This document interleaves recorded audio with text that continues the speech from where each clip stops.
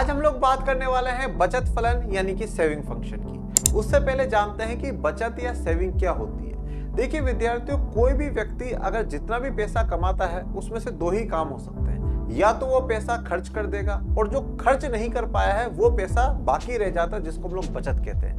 यानी खर्चे के बाद जो कुछ भी हमारे पास रहता है हमारी इनकम में से, उसको हम लोग क्या कहते हैं, सेविंग या बचत कहते हैं। तो जैसे कि सेविंग का फॉर्मूला हो जाएगा Y यानी इनकम माइनस C यानी कि कंजप्शन। इसी प्रकार से पूरी अर्थव्यवस्था में जो बचत है वह किसके बराबर होगी, राष्ट्रीय आय में से जो राष्ट्रीय उपभोग किया जाएगा उसको हम लोग घटा देंगे तो हमारी बचत आ जाएगी।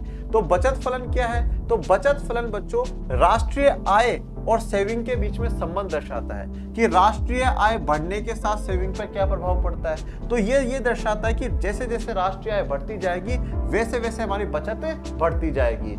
उपभोग भी बढ़ता है परंतु बचत ज्यादा स्पीड से बढ़ेगी, बचत लगातार बढ़ती जाती है। इसको हम लोग एक वक्र से भी समझते हैं। जैसे ये वक्र है, इधर हमने y अक्ष पर बचत दिखाया है, यहाँ पर हमने आय दिखाया है। हमारी यहाँ पर बचत जो है नेगेटिव वाले से शुरू हो रही है। क्यों हो रही है? क्योंकि जब हमारा इनकम जीरो होती है तो भी हम कुछ ना कुछ उपभोग करते हैं। जो हमारी पुरानी बचतें होती है उनको निकाल करके हम खर्चा करते हैं या उधार लेकर करके हम लोग उपभोग करते हैं, क्योंकि जीवन जीने के लिए उपभोग जरूरी होता है और उसी को कहा जाता है स्वायत्त उपभोग यानी कि ऑटोनोमस कंजप्शन। और इस ई बिंदु पर इनकम और कंजप्शन बराबर हो जाते हैं और सेविंग जीरो हो जाती है। और इसके बाद फिर क्या होता है, सेविंग लगातार बढ़ना शुरू हो जाती है। और ये इसका जो स्लोप है वो ये दर्शा रहा है जैसे जैसे इनकम बढ़ती जाएगी वैसे वैसे सेविंग भी बढ़ती जाएगी। और आप लोग इस प्रकार से शॉर्ट्स देखते जाएंगे तो आपके मार्क्स बढ़ने की गारंटी 100% है।